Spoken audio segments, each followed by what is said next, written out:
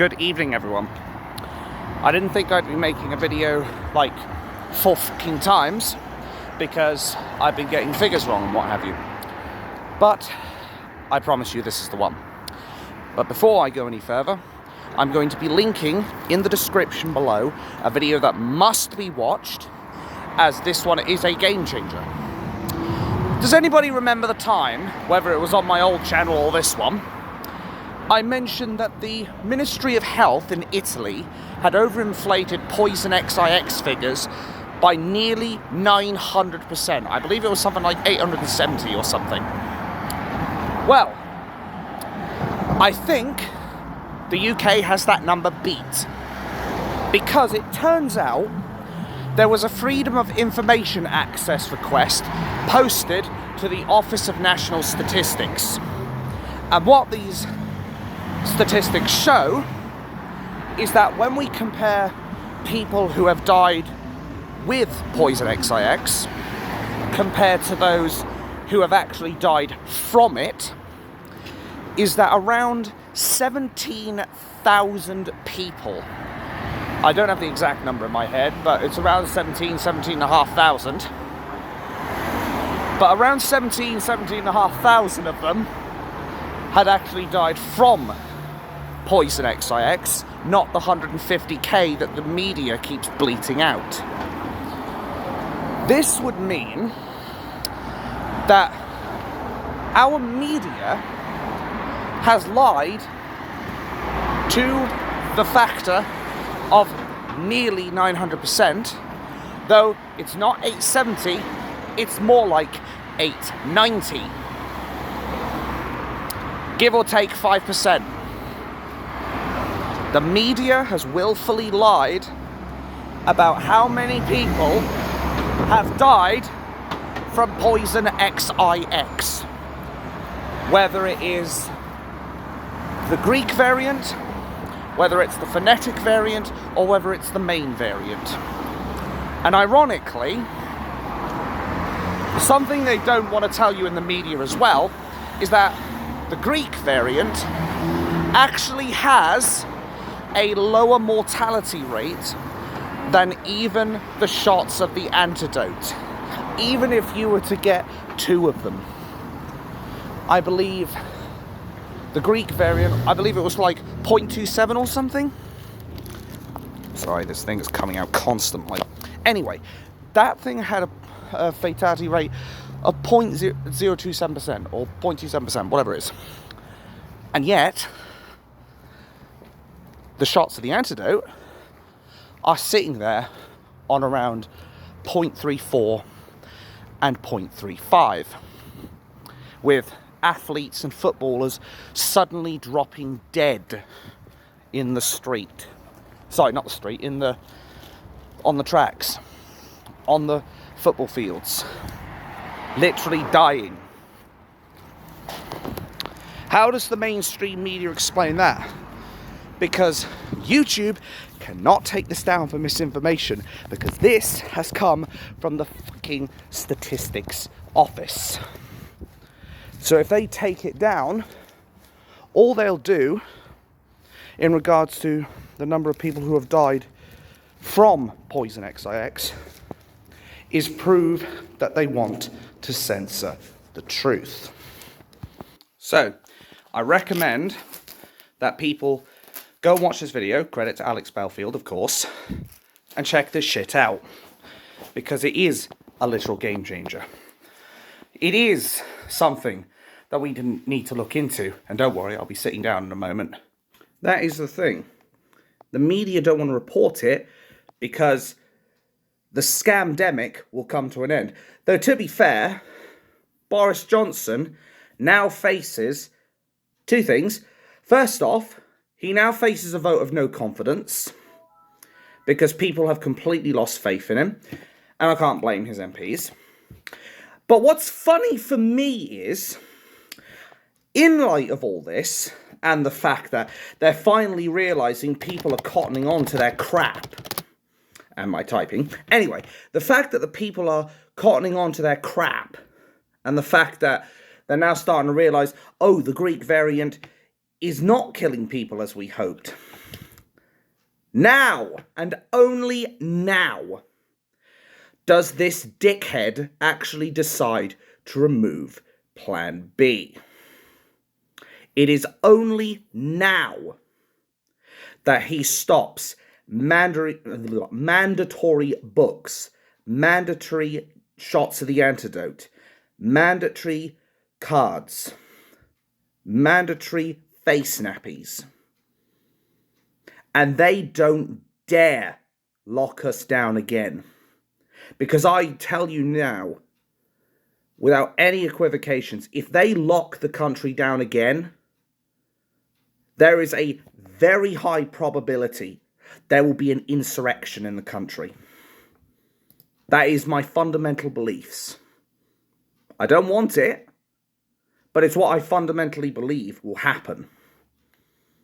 But Boris Johnson has shown himself up to be the worst Prime Minister we've ever had, the biggest traitor that we've ever had, or if not, second to Tony Blair.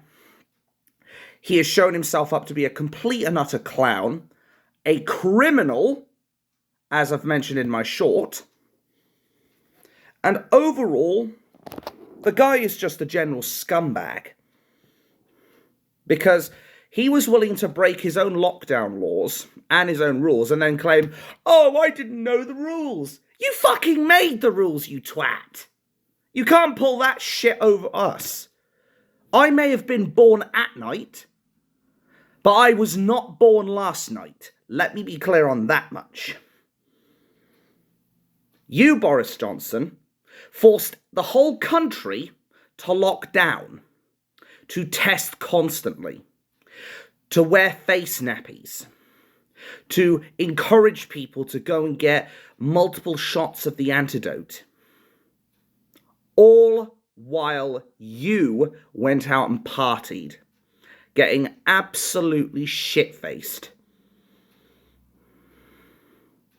But that's not what really bothers me. Do you know what really pisses me off about all this? The fact that the Queen was mourning during this time, and the Duke of Edinburgh had died, her husband.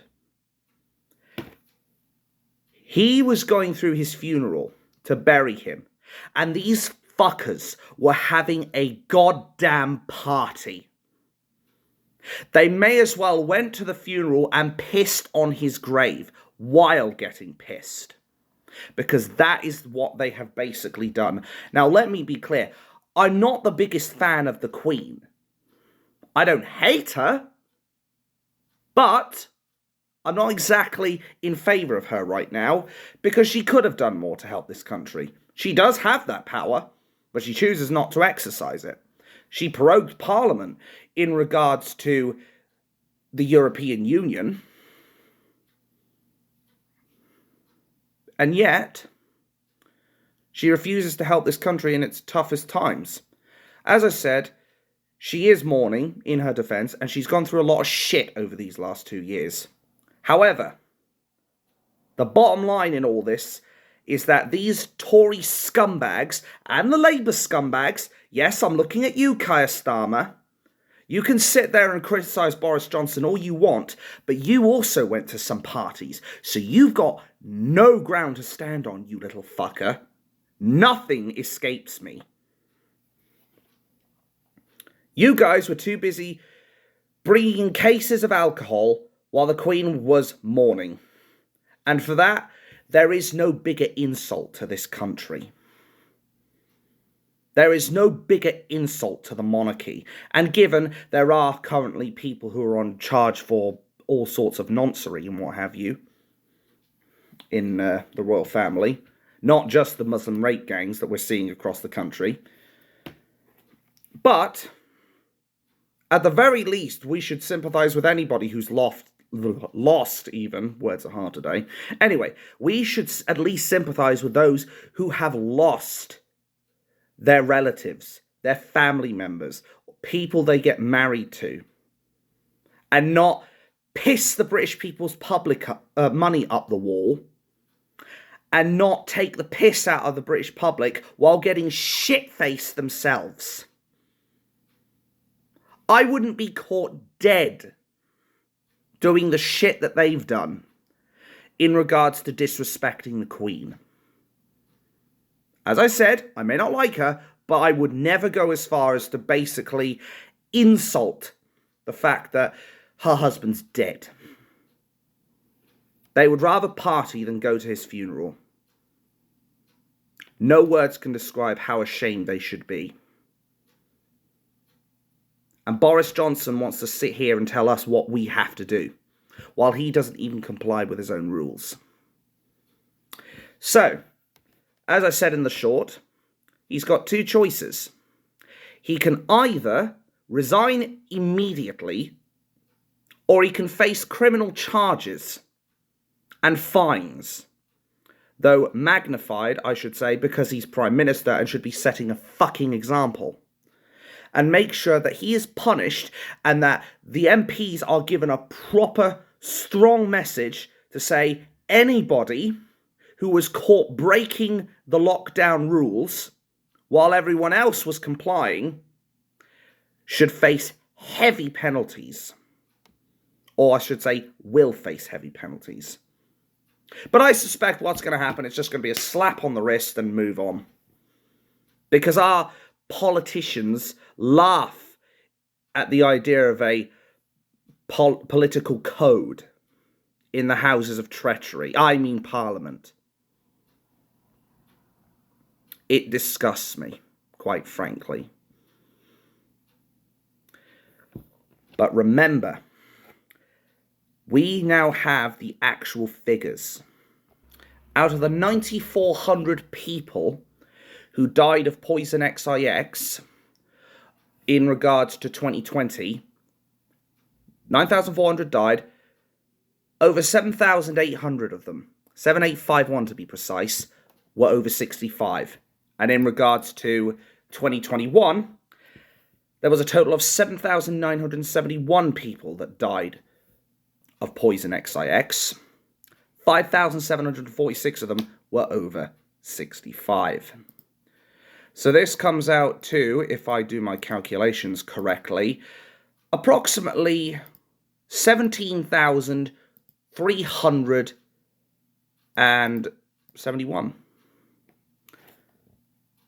versus the 150k that our media keep bleating out. Let's not forget, the mainstream media have been willfully lying about this. Lying through their teeth. They've been pushing Project Fear. And if we actually divide that number, the 17,371, and I can't even type it correctly on the calculator. Anyway, if we divide that number by 150,000, let's say it is 150,000 exactly, and that's lowballing it, by the way, it comes out as a percentage of 0.115%. Which means they have lied about this to the tune of nearly 900%, like I said. As I said, it would be more along the lines of, I'd probably say, 895%, 896%. Obviously, give or take a few percent. But the media were willing to lie about this.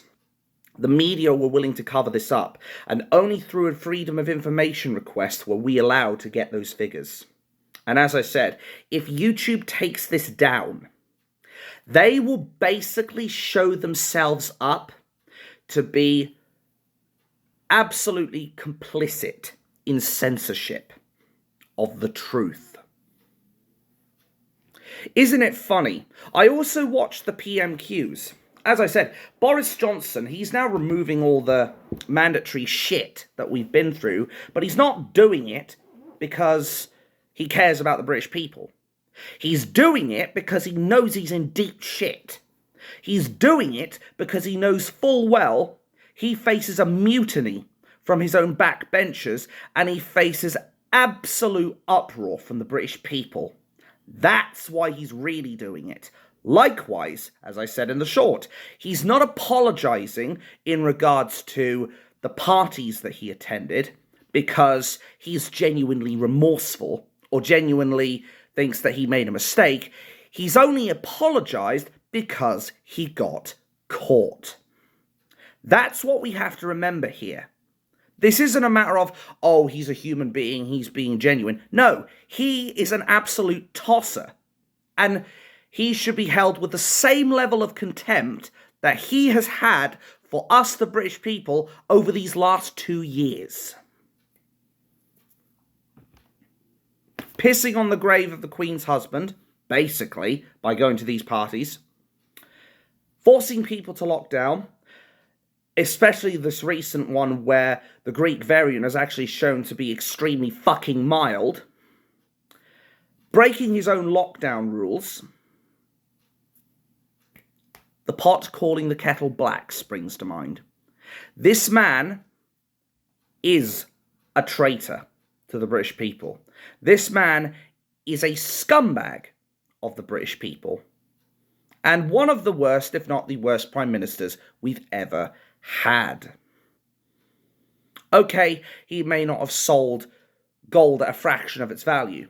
He may not have sent people off into a false war with Iraq, Tony Blair. And he may not have tried to foxtrot around Brexit.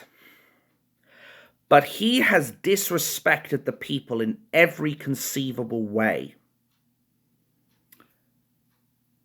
It is inconceivable how anybody could even think to defend this detritus that is living outside of its natural habitat. Because that's what Boris is right now. Detritus that is not fit for purpose. He should be allowed nowhere near politics. Because everything he touches turns to shit. And I will make that statement until I'm blue in the face. And I will be backing up this video, just to be clear, in regards to the censorship, because I'm not going to allow YouTube to censor this, because this needs to be shared everywhere. This information regarding Poison XIX must be shared everywhere. YouTube, Facebook, Instagram, and other platforms, if you can get them on there. I'm going to make sure to upload this to Rumble as well. And when it is uploaded, I'll link it in the description below as well. That way, you get it from both platforms. But the bottom line is this. The media are complicit in telling us lies. They are complicit in covering up the real scamdemic that this is. Lying to us on an even bigger scale about the deaths from Poison XIX than Italy. The fact that Boris Johnson has willingly broke the law. He must face criminal charges or immediate resignation because he has no place in politics, and the only place I would trust him is behind bars. But I suspect even there, I suspect he'd find some way to drive somebody up the fucking wall. I know he drives me up the wall just thinking about it. And most importantly, the rape of Britain. The councils, the police, the politicians, all need to be held to account for covering up for the Muslim rape gangs that are operating in this country.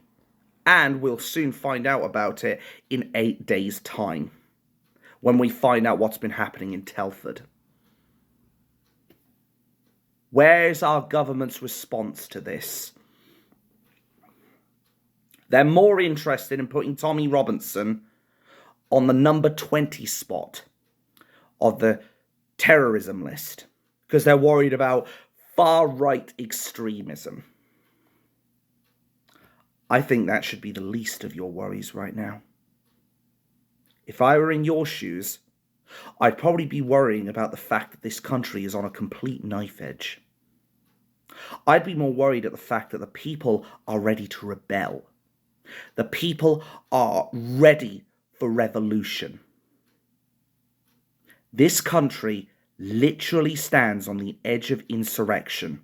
And if Boris Johnson and his ilk do not decide to get their shit together, and they want to continue screwing the British people, they will face the biggest uprising in British history and have the blood of millions on their hands.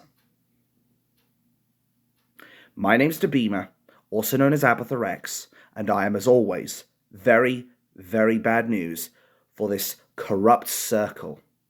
The government, the politicians, the police, the fake news media, and the shills in the left wing who want to tell us that we should go get shots and wear the nappies so they can feel safe. They call us selfish. They proselytize to us. Pot kettle black again. Everyone has that very important thing called human rights. And we should never, ever let our government or left-wing sheeple take that away from us. Thank you for watching. Have a wonderful evening, and fuck the government.